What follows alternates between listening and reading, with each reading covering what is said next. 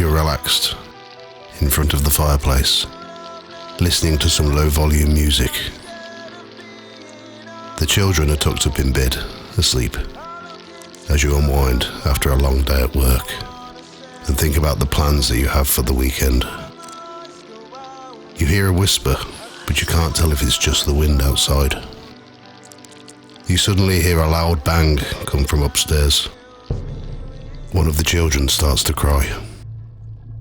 You run up the stairs and you are greeted by a little girl, standing at the top, staring at you. She looks at you with no emotion in her face. She disappears and you run to the children's rooms to find them all asleep.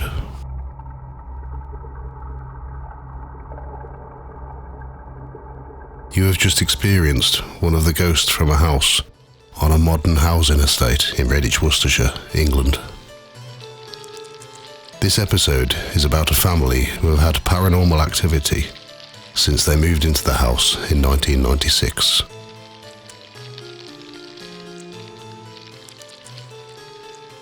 Welcome to Ghost Tales by the Fireside.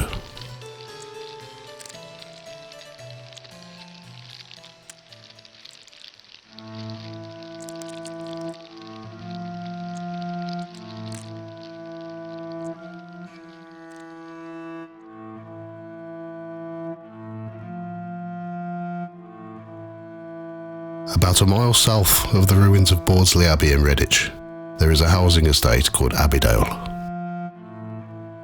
In 1996, a young family moved into a house on the estate who experienced paranormal activity from the day they moved in. The Abbeydale estate grew up from the prefabs that were built in the 1950s to house the population boom after World War II. It was part of the government's Home for Heroes pledge to house soldiers and their families. Over time, most of the prefabs were demolished and replaced with houses and flats, with a community club at the centre. Before the 1950s, it was farmland belonging to two farms, Easewall Farm and Old Farm.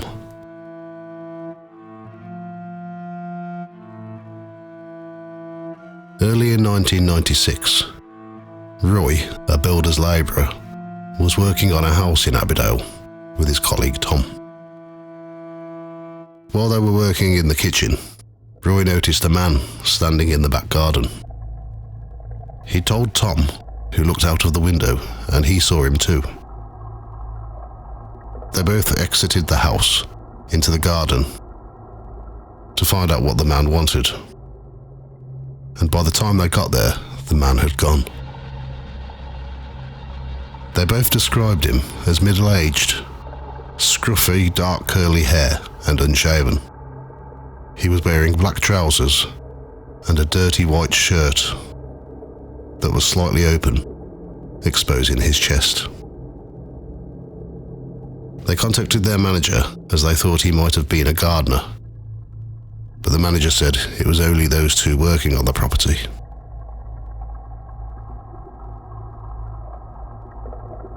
In September of the same year, Roy and his wife Christine were looking for a new house with their children and bought this house in Abbeydale. On the day of moving in, Christine was in the kitchen and noticed a man in the back garden, staring through the window. She screamed and Roy came rushing in. She told Roy about the man and described to him exactly the same man that Roy and Tom had seen in the garden a few months before. Roy wondered if it may have been a local drunk who walked home that way and just happened to walk into the garden, but then he realised that the gate was locked. Roy asked the neighbours if they had seen the man around before, but none of them had.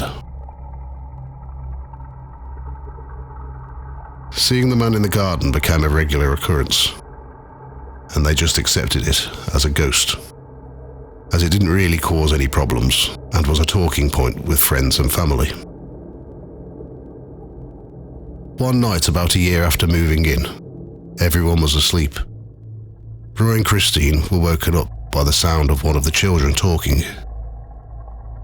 Roy got out of bed to see which child was awake and found their 3-year-old, Brandon, sitting on the stairs talking to someone. When Roy asked Brandon who he was talking to, he said, "Albert." Roy couldn't see anyone there, only Brandon. When he told the 3-year-old to go back to bed, he looked down the stairs and said, "Good night, Albert." A few weeks later, the same thing happened again. As Roy approached the stairs, he saw Brandon talking to someone again. As he watched and listened, he noticed movement in the hallway. It was the same man who they had seen in the garden. He watched him walk diagonally across the hallway, through the stairs, and disappeared into the wall into the neighbour's house. Brandon sat on the stairs waving, saying goodbye to Albert. The next day, Roy asked the neighbours if they had ever seen or heard of anything strange going on in the house, and they just looked at him strange, as if he was delusional. The apparition started making this journey through the house at least twice a week, at varying times throughout the night and day, while still appearing in the garden. A year or so went by, and they were still experiencing the same things, but with an extra 2 children since they'd moved into the house in 1996, Elizabeth and George. At this point, George was only about 2 months old, and Elizabeth was 18 months. She could talk really well for her age. Christine was at work, and Roy had to pick Brandon up from school. He'd got George ready and in the pram, while Elizabeth was sitting in the living room. He told her it was time to pick her brother up from school, and she said, "Not yet." When Roy asked why, she said, "I can't go yet, I'm talking to Mary and David." Roy was shocked, as Mary was the name of the elderly neighbour who had died only a few days before, and David was the name of her son, who had died 10 years ago. She even told Roy their surname. Over the next few years, Elizabeth would tell her parents and siblings about her friend that she called Ballot. They just thought it was the usual imaginary friend, which is a common thing with young children. She would speak about Ballot all of the time, and would play with her in her bedroom. She even spoke about her in school, and would draw pictures of herself and Ballot together. Roy and Christine were relaxing in the living room one evening after putting the children to bed, when they heard a crash coming from the kitchen.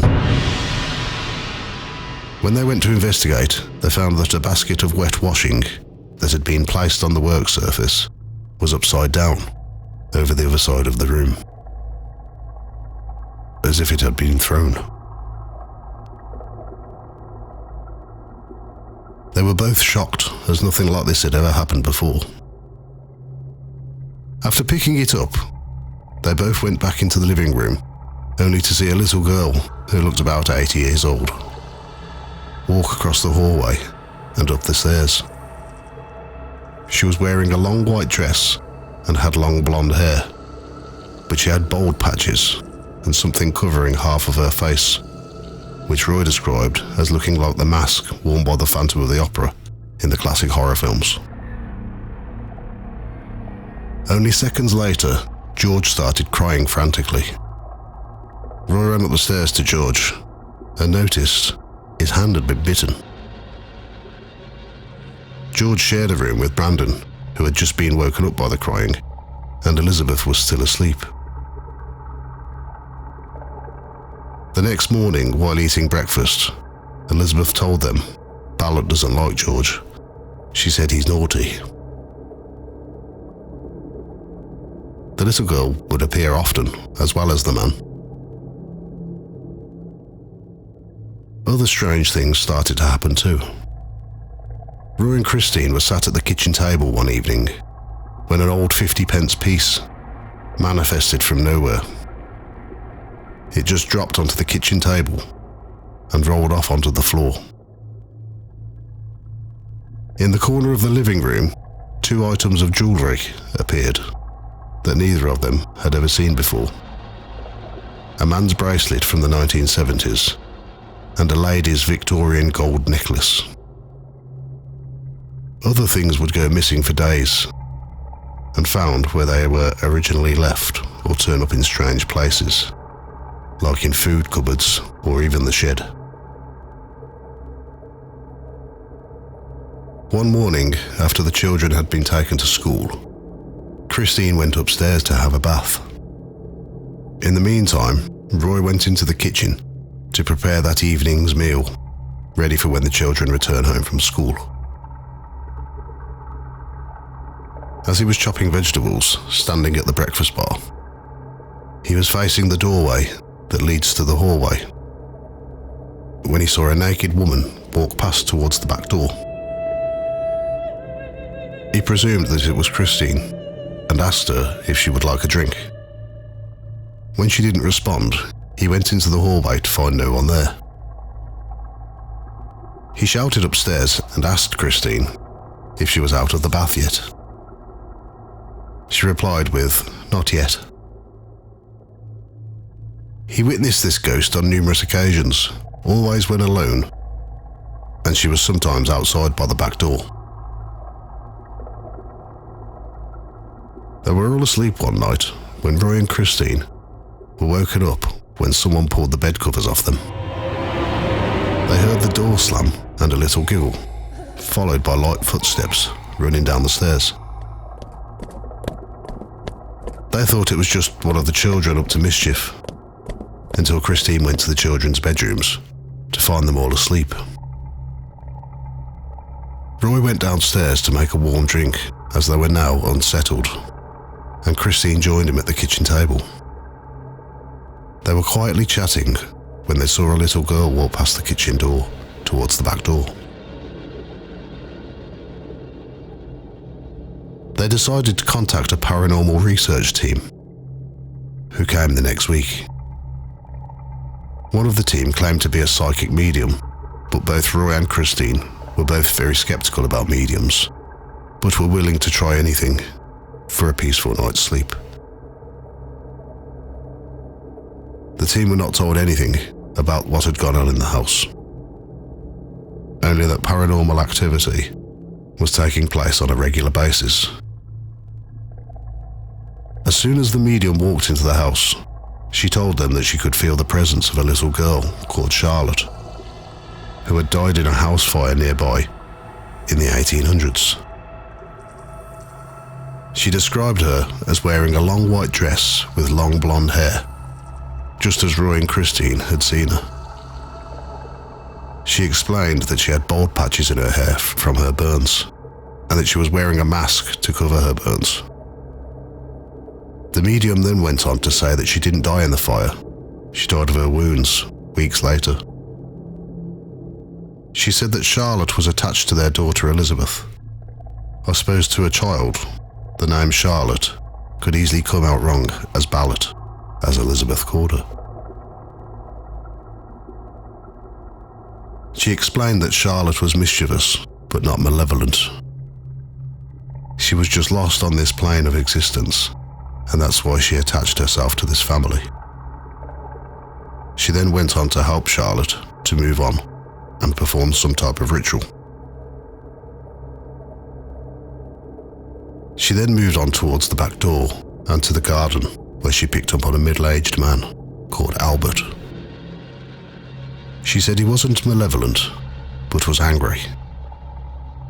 He was angry because the house was built on land where he used to grow vegetables and flowers. She said that if they planted geraniums, he would go. They were his favourite flowers. She then went on to tell them that she could feel a lot of energy from the hallway, and that there was a portal that crossed the house, and that many spirits used to enter and exit this plane. She said that the portal was the reason they were experiencing so much activity. She said that she couldn't shut the portal, as it's not possible, but she could calm it down. The investigation had no results with the exception of a few noises on a recording device. That could have been people outside or noise from neighbours. Roy and Christine planted the geraniums in the garden and never saw Albert ever again. And Charlotte was never seen again. Elizabeth never mentioned Ballot again. Finally, the house was at peace. They could all sleep properly. Until 5 years later.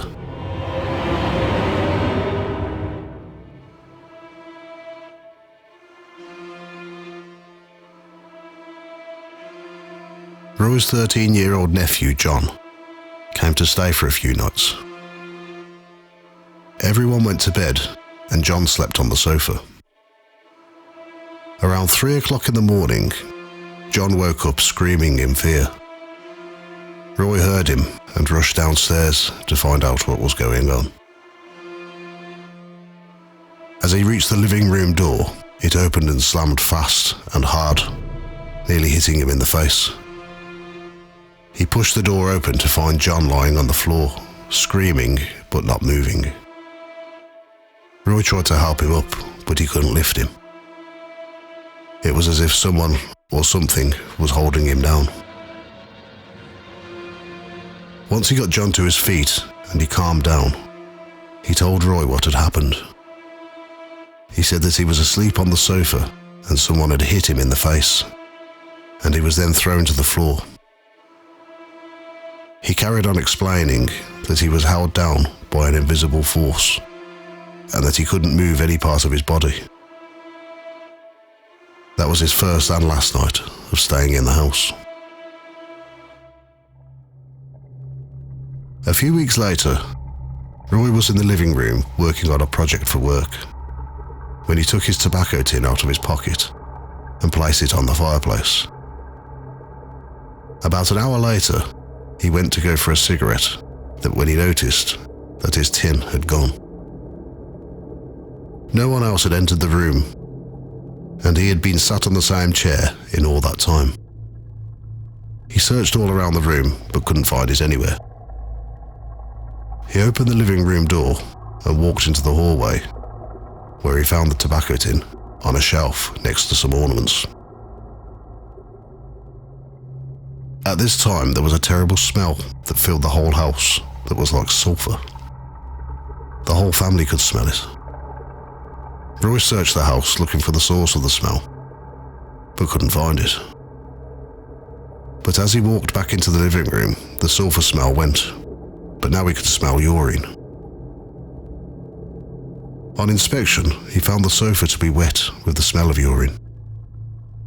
There was no way anyone in the house would have done this. They had dogs and cats, but they weren't allowed in the living room, and the door was always shut.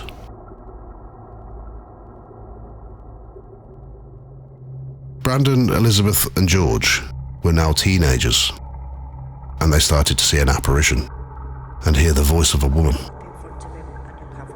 They described her as short, with dark hair and a long black dress. They'd seen her in the hallway and on the stairs when they'd been alone, until one night when Roy and Christine were out. They were playing computer games in the living room when they heard a woman's voice coming from down the hallway. They looked over at the door and the woman was stood still, looking at them. They phoned their parents straight away, and of course they went home. They were all sat talking about what they'd seen, and then decided to go to bed. As they were all walking up the stairs, the woman's voice was heard again by all of them. She then suddenly appeared at the top of the stairs. They all ran back down and stayed up for most of the night. 25 years after moving into the house in 2021, the family are still living there and are still experiencing the phenomena. Thank you for listening to Ghost Tales by the Fireside. You can contact us by logging into the Facebook page, facebook.com/Ghost Tales Podcast. And you can also find us on Instagram at instagram.com/Ghost Tales Podcast. This podcast will be out monthly and is available on most podcast platforms. I am Clem Dalloway, and I create all of the music, do all of the research, writing, production, art and sound effects